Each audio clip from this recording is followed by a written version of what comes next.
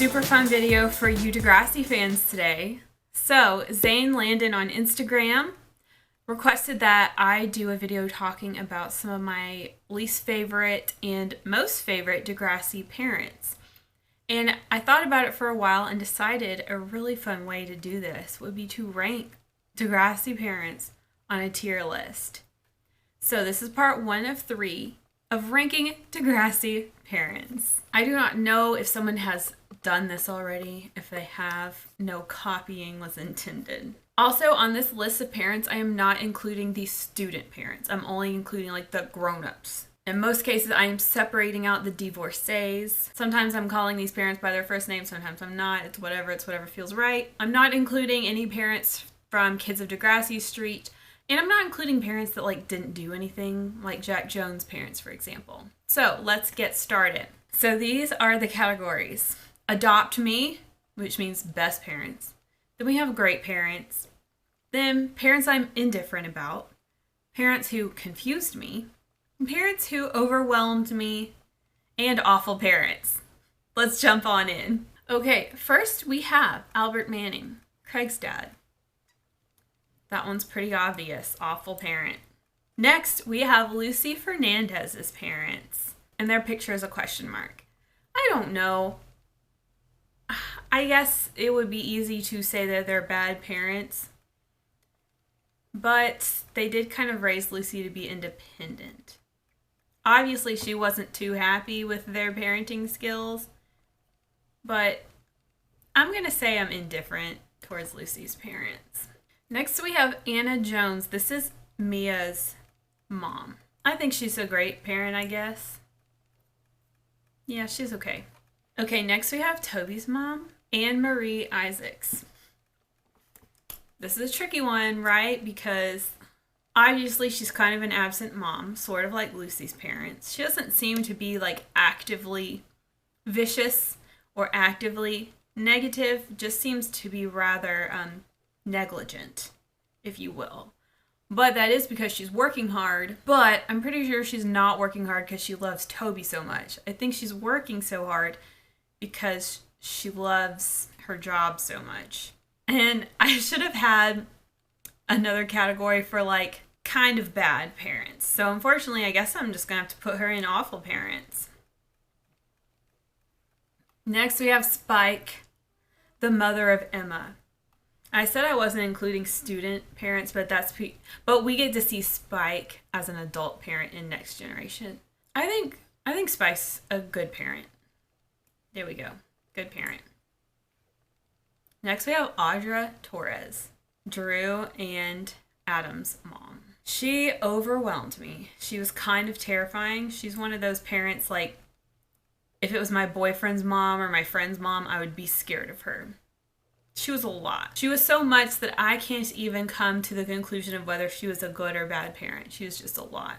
Next, we have Cece and Bullfrog, Goldsworthy. This is Eli's parents.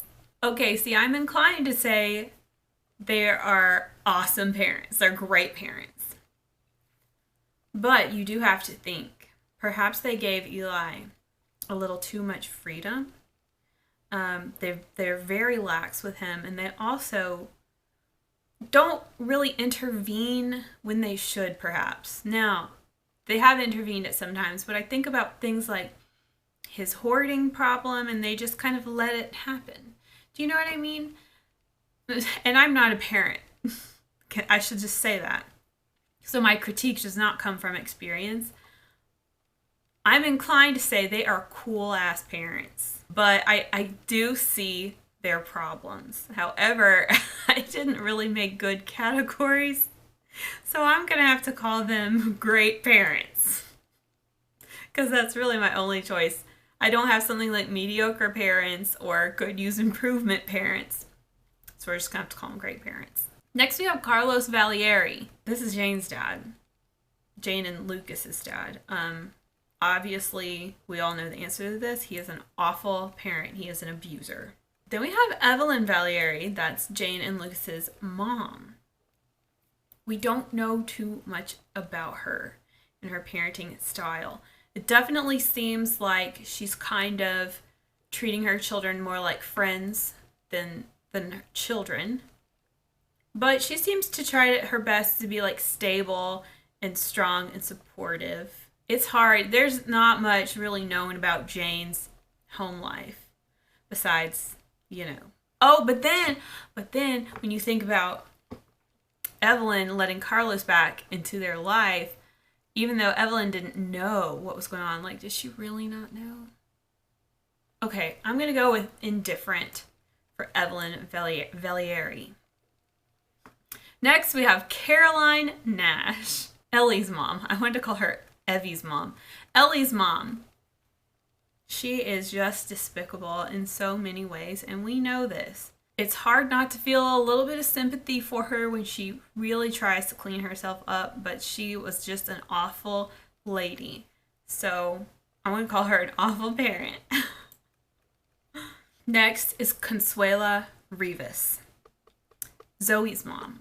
She is a horrible parent. She has always been horrible. She's extremely homophobic, and she will disown her daughter as needed. Yeah, big no. And it's interesting when you think about the end of next class, Zoe and her mom don't reconcile. And it's, you wonder how they ever ended up. Did they ever talk again? Did Consuela ever get over herself? I don't know. She was wretched. Next, we have Hatsalakos. She seemed rather stern. We don't really get to see much activity of her being a parent unless it's disciplinary. So we see her yelling at Peter a lot, laying down the law. What we also see, we see her arguing with Peter's dad, yelling at him publicly, which is embarrassing. So again, this is a parent that could be on like the kind of bad list, but we don't get to see any demonstrations of her just being maternal, just being a loving parent. It's been always discipline. So for her, I'm going to say indifferent. Now, why I didn't separate Marco's parents out, I don't know. Marco's dad, he comes around. He has a redemption arc, okay? But Marco's mom is a little angel. I love her. She is darling. I think that Marco's parents are great parents at the end of the day. They get better. Marco's dad, he pulls himself together. Sometimes we are the ones who have to help our parents evolve. Other times, though, they just aren't going to evolve, like Zoe's parents, But I think Marco's dad is a success story. They are just the cutest. Next, we have Miles's parents, the Hollingsworth, who, by the way, in my opinion, look like brother and sister with each other, but okay. They're awful. Yeah, they're awful. Even the mom is bad. Like, what are you doing? Stop. They're just bad parents. Okay, next we have Emily Nunez, who is Alex's mom. And I wanted to include Chad, like, in there with her, like Chad and Emily. So let's consider that. It's not hard. It's not hard. She's an awful parent.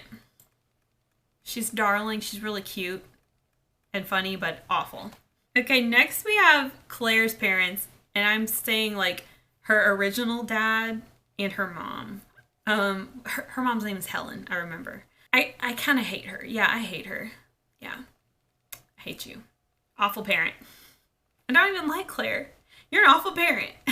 Next we have Jake's dad. What was his name? Mr. Martin. I think he's a good parent. I like him. He's cool. Yeah. I think that's good. And finally, for now, we have Liberty's parents. I don't know. We don't get to see a lot from Liberty's parents except when they're reacting to Liberty's pregnancy. And that wasn't really pretty. However, they would never kick her out or anything like that. Liberty never really seemed to have issues with her parents or with like being empowered or being able to make her own choices and develop properly. She didn't really demonstrate any issues with that. So I'd probably say they are good parents, despite their little blow up when Liberty got pregnant. But I guess, can you blame them? Since I don't have a good parents section, I'm going to put them in great parents. And here is our final ranking for part 1. I think I definitely could have done more than 20 parents for part 1, but I really wasn't sure how long this was going to be. As you can see, we don't have any in Adopt Me or Confused Me yet, but trust me, I made those categories for a reason, so you will see in the future who else lands in these categories. This was super fun. Thank you, Zane, for requesting this, and I'll be back really soon with parts 2 and 3 because this shit is fun. Do let me know what your thoughts and opinions are. Like, I realize we're gonna disagree on some things, and that is totally fine. It doesn't hurt my feelings, so don't let me hurt your feelings. Let me know what your thoughts are, because I have some strong opinions, sometimes completely unfounded opinions, and I realize that. So this is all in good fun. Let me know what you think. Okay, bye for now, Broomheads.